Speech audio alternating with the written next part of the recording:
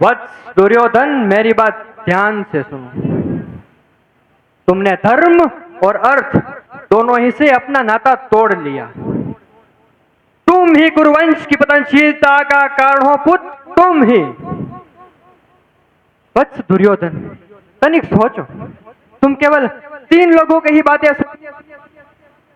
इनमें से पहला है गुरुपुत्र राम द्वारा शापित अंगराज कर्ण, और दूसरा गंधा नरेश कपटी शकुनी, और तीसरा तुम्हारा दुराचारी अनुज दुशासन। क्या निष्ठा? निष्ठा जैसे शुद्ध पवित्र शब्द का दुरुपयोग न करो अंगराज कर्ण। उस विराट युद्ध में तुम थे और मैं भी था, और तुम्हारा मित्र भी था, जो आज इस सभा में बैठ के डिंगे मार रहा है कि वो अर्जुन की जीवा काट अपनी धनुष की प्रशंसा बना लेगा। हाँ? हे महाराज, मेरी विनती सुनिए। दुर्योधन की आत्मा में घुसा हुआ शकुनी, दुशासन और कर्ण का त्रिशूल निकाल फेंके महाराज, निकाल। यदि आप चाहते हैं कि आपके पुत्र की आयु लंबी हो तो उन्हें उनका इंद्रप्रस्थ लौटा दीजिए महाराज, उन्हें उनका इंद्रप्रस्थ लौटा दीजिए।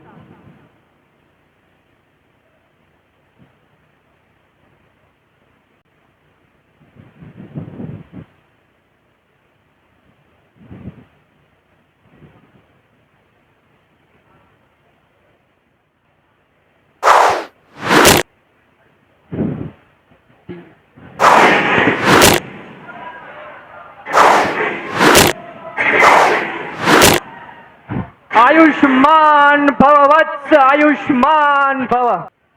वत्स दुर्योधन,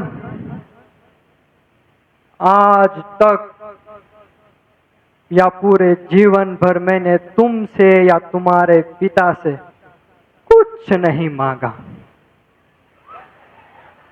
आज एकांत मांग रहा हूं पुत्र, एकांत।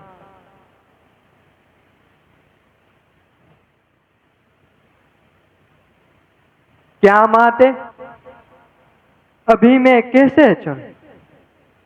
मैंने तो पिताश्री को वचन दिया था कि जब तक हस्तिनापुर को चहु ओर से सुरक्षित न देख लूं, प्राण नहीं त्यागूंगा। और रही बात पीड़ा की, मेरा तो जीवन ही पीड़ा की परिभाषा है माते, मेरा तो जीवन ही पीड़ा की परिभाषा। यदि फिर भी हस्तिनापुर चहु ओर से सुरक्षित हो जाए तो मैं समझूंगा कि मेरा जीवन सफल हुआ।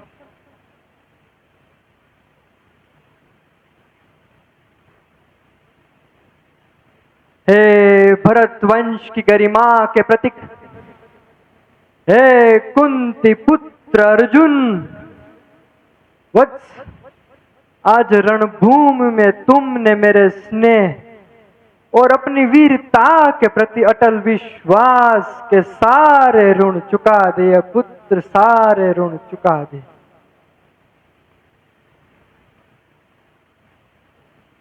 अपने अश्रुओं को रोको वत्स, और यह बाल को जैसी बातें ना करो। शिखंडी तो मेरा भाग्य और तुम्हारा व्यूह। क्या योद्धा ढाल का प्रयोग नहीं करते पुत्र? शिखंडी तुम्हारा ढाल का प्रतीक है, और उस ढाल को तोड़ने में मैं सफल नहीं हो सका।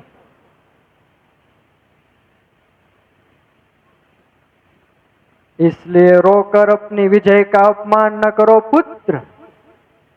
अपने शिविर में जाओ और विश्राम करो कि कल तुम्हें फिर युद्ध करना है।